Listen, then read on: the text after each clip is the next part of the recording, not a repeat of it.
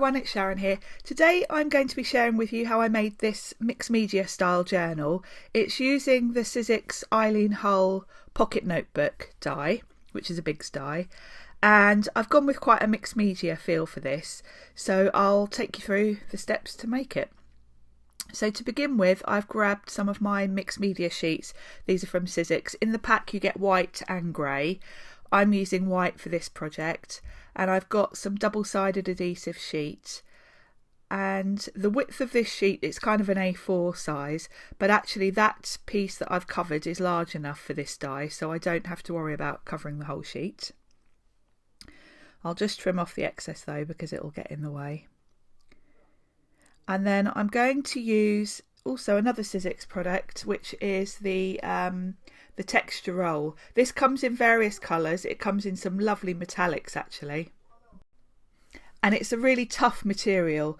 All of the metallics, the white, it comes in a grey, a craft. It feels almost like, the best way to describe it is paper leather. You can't tear it. It's really quite substantial, so it's perfect for mixed media products because I can add a lot of water, texture pastes, all sorts to this, and it's not going to buckle, same as the media board underneath. So if you want to do sort of mixed media style journals, this is a great product to use. I'll quickly run that through my big shot to die cut it. This will give me one cover, so I'll need to do this twice to give me a front and a back cover.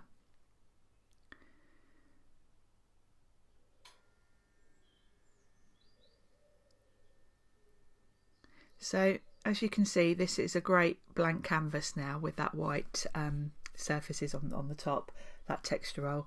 It's ideal now for adding whatever I want to it really. So the first step is, this stencil is an All and Create one. It's kind of a paint splatter effect, and the paint I'm using, which I'm just stippling through with a stencil brush, this is Prima Art Alchemy paint. The colour of this one is Rusty Red.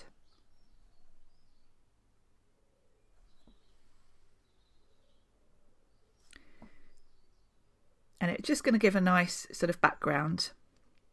Because I've stippled that through, almost dry brushing it really, it's only going to take minutes to dry, so I can kind of pretty much straight away move on to the next step. I'm going to put some paste through this. You can use any paste for this. The one I've grabbed is Imagination Crafts structure paste, but you know, use whatever you've got. And I'm just covering an area in the centre, and I've realised I've gone sort of over onto what will be the spine, which I don't want to do, so I'm just going to wipe that off while it's still wet. And then I'm just going to add a tiny bit in each corner just to continue that pattern on a bit. Like so. So I can set that aside. That'll take probably about half an hour to dry probably. So I've set that aside to dry, and I've also in the background cut out another one and done exactly the same. So now I've got a front and a back. I'm just deciding which way round I want it to go. So for the next stage I'm going to add more colour, and I've got some more Prima paints. I'm going to use I've got Gold Rush and Fresh Orange. I'm going with quite a sort of autumnal warm colour scheme for this really. And what I'm planning to do is water these down a bit. I'm not going to use them neat because acrylic paint is quite thick and it will give a real solid coverage. If I water it down a bit, it will give me a bit more of a subtle look. Also, I can mix the colours together a little bit more if they're wet. These have all got a bit of a metallic sheen to them, and I think they'll look lovely when they highlight that structure paste behind. So this is going to be my lightest colour, so I'm being a bit heavier with the yellow.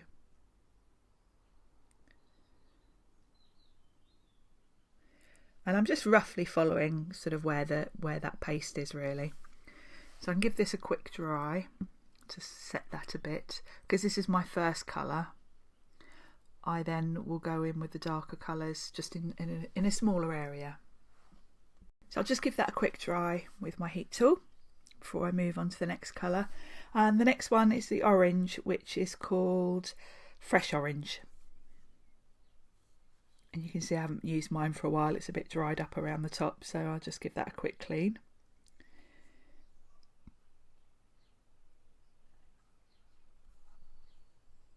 And then I'm going to repeat the same process here really, add a little bit of water to it. I'll just put some into my palette and then just wet my brush so that I've got a nice diluted colour to work with. And you can see these colours work really well together.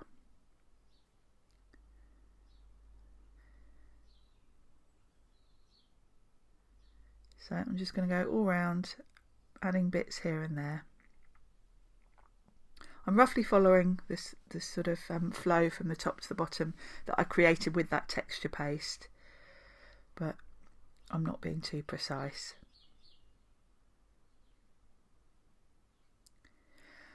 I really wanted at this point to add a really dark burgundy, like a sort of black cherry colour, but I just didn't have anything in stock. So I'm trying a couple of things here. I've grabbed this is a Paper Artsy red, but as I'm diluting it I can see that actually it's even lighter than the red I used on the first stage, which was the rusty red.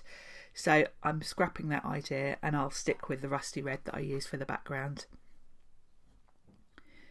It's a bit darker. I think this really would have looked better if I'd have had more of a sort of black cherry colour. So that's definitely something to add to my shopping list, because it's clearly I've got a gap in my colour scheme there. But this is nice, and the end result, it does look lovely. So I'm quite happy with it. What I'm doing is adding just a bit of water. I want those colours to sort of blend out at the edges a little bit. It's a bit sort of a harsh line at the moment, and because these are acrylics, they don't move a lot really with water, so it's not going to be really blended out, but it's a bit more subtle than it was. So, and again, I'm just giving it a quick dry with my heat tool.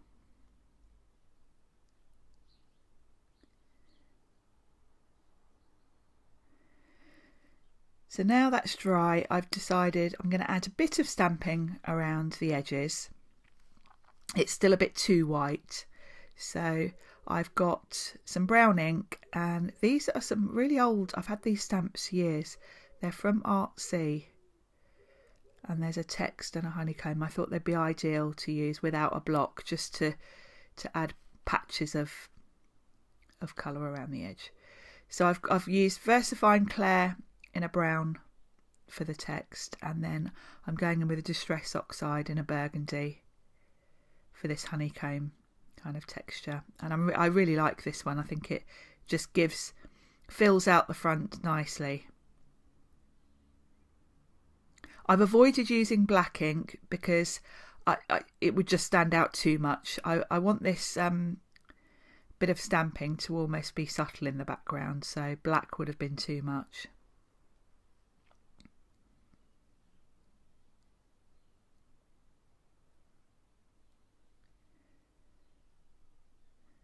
So now I'm happy with the background. It's time to decide what to do for the main focal point. And I've got some of these Stampin' Yek chipboards that I've had for a long while actually. I've got a big box of these that I've bought at different workshops, and I always forget to use it. So I'm just kind of playing around deciding what to do. And I think I'm going to use this wreath one. Because I've gone with this autumnal colour scheme, I'm quite keen really to add some leaves in, so I think this one's going to work really well.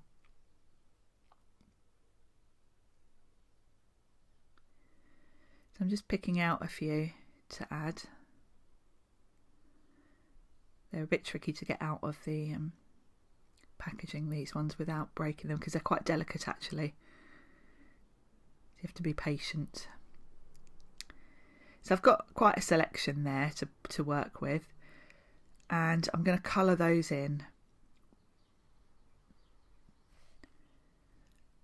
Now I want to use sort of autumnal colours, but obviously I need them to stand out against that background. So I'm going for quite a dark green first, and then I'll add some of the warmer colours on top. But hopefully this dark green will mean that the they stand out and don't just blend into that background. So I'm going to go and give it a coat all over with this Paper Artsy green. So it's all covered with the green and I've let that dry. So now I'm going to go in with the same colours, just adding bits of colour.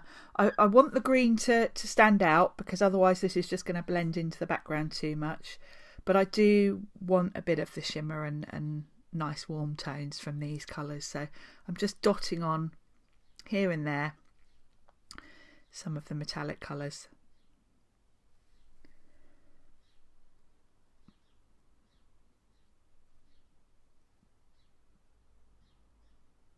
So I'm going to work my way around with the orange and then the red.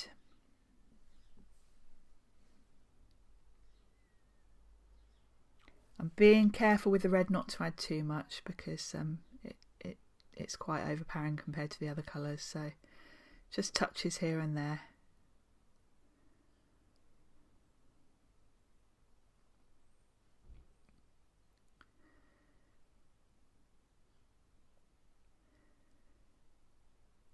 And because I'm barely putting any on, this won't take long to dry. There we go. So now I'm ready to work out how to place them. I'm going to use some gel medium to attach them. It's really the strongest adhesive you can use really for 3D elements like this. Once it's dry, it sort of sets like concrete almost, so it really will hold these down nicely. So I'm just going to work out my placement first. And then I thought I might add some florals. You can see I've got some there, but I changed my mind on that. So the 3D gel I've got, this is a Prima one. Obviously any 3D gel will work for this. This one's got a matte finish though, because when you've got delicate things like this, you will end up with gel visible around the edges. You know, you can see there it's impossible to get a good layer on without it sort of seeping out a bit.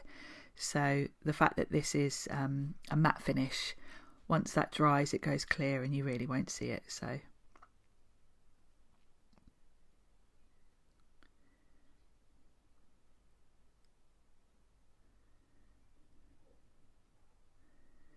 I do generally, when I'm doing this, go round once I've got everything down, I'll go around with a pokey tool and just scrape off any gel that's really sticking out from underneath, because while it's still wet you can just quickly scrape it off.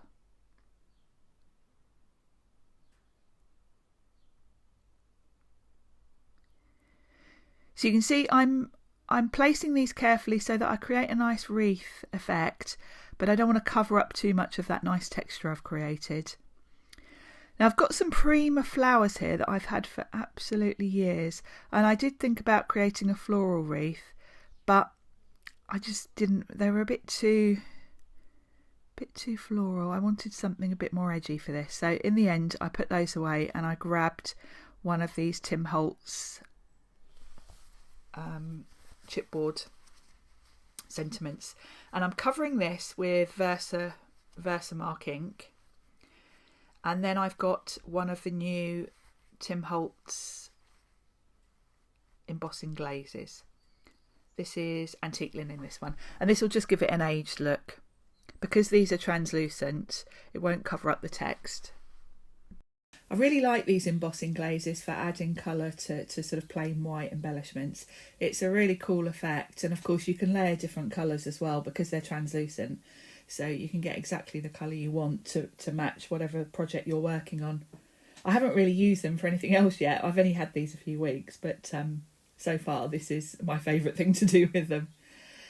Now, because the journal itself was white, I thought it could do with a bit of ink around the edges just to make it a bit less stark white. So I've grabbed my Distress Oxide and I'm just going to put a bit on the spine and around the edges, just to tie it all together. Then I'll just add a bit of ink around the edge of that sentiment strip so that it all ties in together.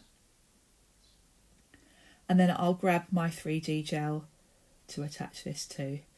And I'll put a thin bit of gel at each end and then a bigger blob in the centre, because at the edges it will attach onto that wreath, and then with a bigger blob the centre will reach the front of the journal. As a quick final touch, I'm just adding a bit of Prima wax as well to some of the areas on that wreath and the leaves. I've got a sort of bronze colour here,